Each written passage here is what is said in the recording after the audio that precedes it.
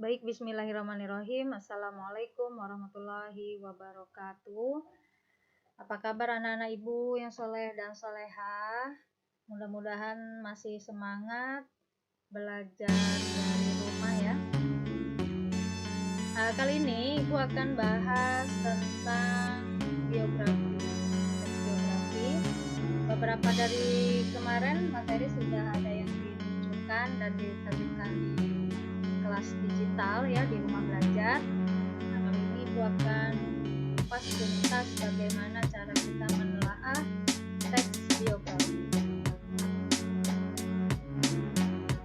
Oke, sebelum kita kupas itu, mari kita simak dulu video biografi dari Bapak B.J. Habibie. Ya, nanti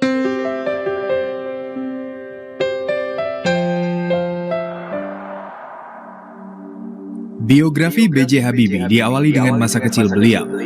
B.J. Habibie lahir di Parepare pada 25 Juni 1936 dengan nama Baharudin Yusuf Habibie.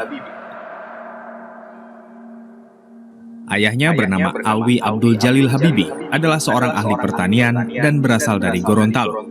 Sedangkan sang ibu bernama R.A. Tuti Marini Puspowardoyo, adalah seorang spesialis mata yang berasal dari Yogyakarta.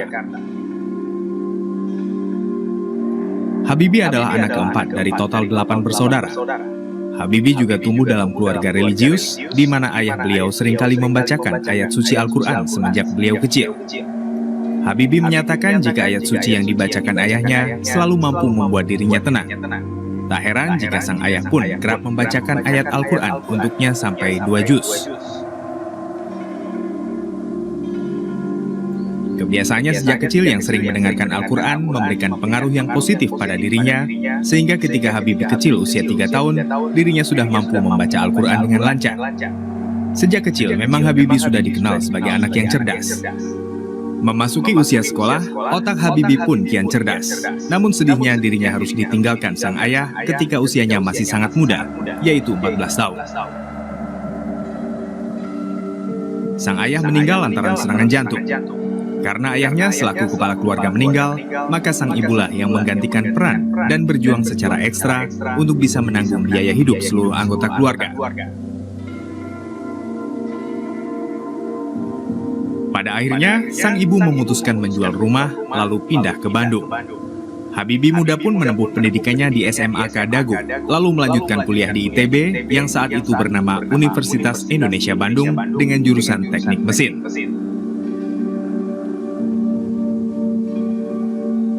Belum selesai kuliahnya di ITB, beliau kemudian mendapatkan beasiswa dari Mendikbud saat itu untuk bisa melanjutkan pendidikannya di Jerman.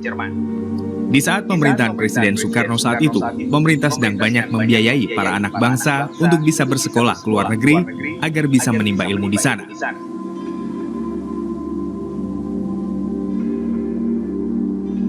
Di antara ratusan pelajar, Habibie saat itu masuk ke rombongan kedua yang khusus dikirim ke negara luar. Di Jerman, Habibie bersekolah di Rhine-Westfalen-Aachen Technische Hochschule dengan jurusan teknik penerbangan spesialisasi konstruksi pesawat terbang. Pendidikan Habibie di luar negeri ini bukanlah kursus yang kilat, namun memang pendidikan bertahun-tahun dan disambi dengan bekerja secara praktik. Awalnya Habibie hanya tertarik untuk membangun pesawat komersial sesuai ide Presiden Soekarno saat itu, yang kemudian memunculkan perusahaan PT PAL dan salah satunya IPTN. Sampai di Jerman, Habibie memang telah bertekad kuat untuk bisa sukses nantinya, karena melihat jerih payah dari sang ibu dalam membiayai pendidikan hingga kehidupannya. Di tahun 55, mahasiswa Indonesia yang sedang belajar di sana diberikan beasiswa penuh, dan di antara teman yang lain, hanya Habibie lah yang punya paspor swasta atau paspor hijau. Di tahun 1960, beliau mampu mendapatkan gelar diploma engineer di Jerman dari Technische Hochschule, dan predikatnya adalah cum laude atau sempurna dengan nilai rata-rata 9,5. Kemudian, beliau pun mendaftarkan diri bekerja di firma Talbot, yang merupakan industri kereta api di Jerman. Saat itu, firma Talbot tersebut sedang butuh wagon dengan volume yang besar. Hal ini lantaran wagon itu akan mengangkut barang ringan dengan volume yang besar. Talbot butuh wagon dengan jumlah 1.000 dan mendapati persoalan ini. Maka Habibie berusaha mengaplikasikan cara konstruksi dalam membuat sayap pesawat terbang, lalu diterapkan pada wagon yang ternyata membuahkan hasil. Studinya pun dilanjutkan hingga meraih gelar doktor. Di tahun 62, B.J. Habibie menikah dengan Hasri Ainun Habibie, lalu memboyongnya ke Jerman. Hidupnya saat itu begitu sulit, di mana beliau seringkali harus berjalan kaki ke tempat kerja yang jaraknya jauh, demi menghemat dalam pengeluaran keuangannya. Selain itu, Habibie pun harus pulang malam, padahal tetap harus belajar untuk studinya. Karena kecerdasan beliau menemukan rumus faktor Habibie. Rumus yang satu ini dapat menghitung keretakan hingga ke atom pesawat terbang sekalipun, sehingga beliau diberi julukan Mr. Crack. Di tahun 67, B.J. Habibie mendapatkan gelar Profesor Kehormatan atau Guru Besar dari ITB. Selain itu, dari ITB juga menganugerahkan penghargaan tertinggi, yakni Ganesha Prajamanggala. Dengan segala kejeniusan yang dimilikinya, tak heran jika beliau mendapatkan banyak pengakuan dari lembaga kelas internasional. Salah satunya adalah penghargaan yang amat bergengsi, yaitu Edward Warner Award atau Award von Karman, di mana penghargaan ini hampir setara dengan penghargaan hadiah Nobel.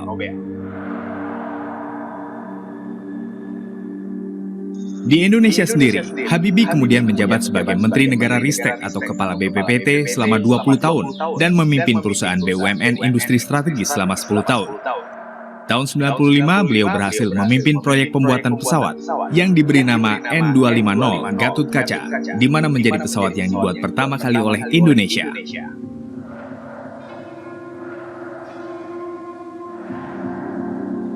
Pesawat yang diciptakannya itu sudah bisa dibilang mampu terbang tanpa oleng berlebihan dengan teknologi canggih dan terdepan kala itu, dan bahkan sudah dipersiapkan untuk bisa 30 tahun ke depan. Untuk melengkapi desain awalnya saja, B.J. Habibie butuh waktu selama 5 tahun. Pesawat ini juga menjadi satu-satunya pesawat turboprop di dunia, di mana menggunakan teknologi fly-by-wire. Di bawah komando B.J. Habibie, IPTN berhasil mempekerjakan hingga 16.000 orang. Namun sialnya, ketika IPTN sedang berjaya, justru Presiden Soeharto memerintahkan penutupan IPTN beserta industri strategis lain karena alasan krisis moneter di tahun 96-98. Akhirnya, sebanyak 16.000 karyawan IPTN pun menyebar secara terpaksa ke pabrik pesawat di negara lain demi mencari rezeki di wilayah Brasil, Kanada, Eropa, hingga Amerika. Parahnya lagi, justru Indonesia yang membeli pesawat dari negara-negara tersebut. Sungguh disesalkan. Pada tanggal 14 Maret 98, untuk mendampingi Presiden Soeharto, B.J. Habibie diangkat menjadi Wakil Presiden. Namun, pasca pengunduran Presiden Soeharto pada 21 Mei 98, B.J. Habibie secara otomatis menjadi Presiden Indonesia. Sesibuk apapun beliau, bahkan di masa tersibuknya menjadi Presiden periode 98-99, beliau selalu menyempatkan berenang selama 1 jam setiap harinya. Bahkan ketika lebih muda dulu, Pak Habibie bisa berenang sampai 3 jam non-stop. Tidak ada telepon atau apapun saat berenang, ini membuat saya lebih tenang dan peredaran darah saya jadi bagus. Kalau dulu sambil berenang, saya biasanya berpikir tentang masalah yang sedang dihadapi. Setelah selesai, saya akan menuliskan hal-hal yang saya pikirkan tadi. Tapi kalau sekarang, saya biasanya berenang sambil berdoa. Cerita Pak Habibie pada media.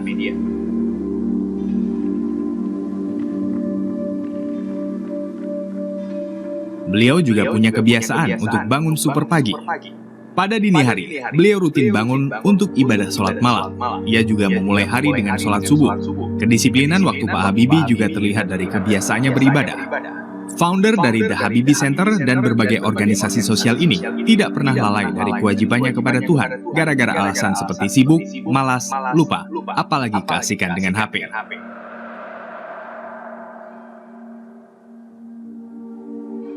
Sejak kecil, Pak Habibie hobi membaca dan mencari tahu tentang segala hal. Jika sang adik Fani hobi bermain di luar rumah, Rudi kecil malah asik berkutat dengan bacaannya di kamar. Dalam sehari, beliau bisa membaca dan menulis selama 7,5 jam. Beliau mengaku cuma butuh waktu tidur 4 jam, sementara 20 jam sisanya, panca inderanya digunakan untuk menyerap lingkungan sekitar dan bertanya-tanya. Itulah kisah sang visioner B.J. Habibie.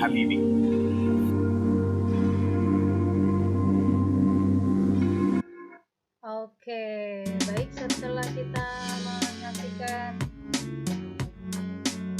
biografi, dapat kita lihat bahwa begitu banyak keteladanan yang bisa kita tiru ya. Oke, mari kita masuki materi yang pertama, yaitu bagaimana cara kita mengidentifikasi ciri teks biografi berdasarkan isi.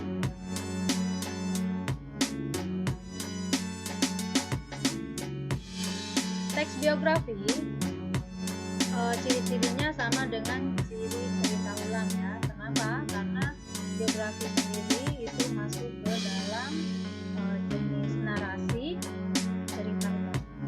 Ya, dimana dia ciri-cirinya ada sesuai dengan kronologis ya sajiannya, kemudian urutan waktu, terus ada unsur penokohan, ada unsur latar, dan ada alur kejadian.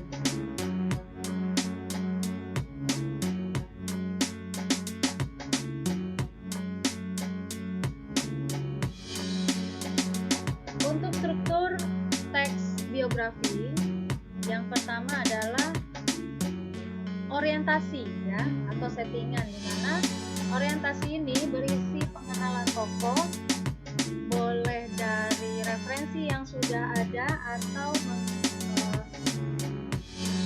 tesis menurut observasi si penulis sendiri ya. Kemudian yang kedua adalah kejadian penting, di mana kejadian-kejadian yang terekam dalam jejak tokoh itu dituangkan di struktur bagian kejadian penting. Jatuh bangunnya perusahaan atau lamanya pendidikan, kemudian karir, jenjang karir, semuanya ada di kejadian penting. Struktur yang terakhir adalah reorientasi. Isinya ini bisa apa yang terjadi sekarang pada tokoh. Misalnya kalau tadi yang kita tampilkan adalah Bapak B.J. Habibie, nah di reorientasi ini bisa kita cantumkan bahwa sekarang beliau sudah dimakamkan di mana, atau cerita tentang penerusnya bisa disimpan di situ. Atau bisa juga beberapa keteladanan yang bisa kita tiru, atau beberapa hal yang bisa kita ambil hikmahnya dari biografi yang kita ambil, itu bisa kita simpan di reorientasi.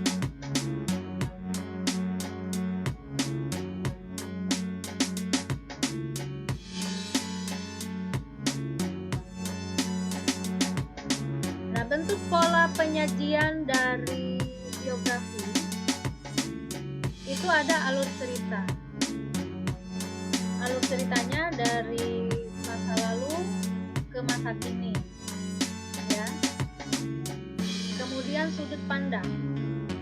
Sudut pandang itu bisa sudut pandang dari si penulis ya, berarti dia point of view-nya itu orang ketiga. Sudut pandang orang ketiga, karena kita adalah sedang melakukan observasi terhadap orang lain.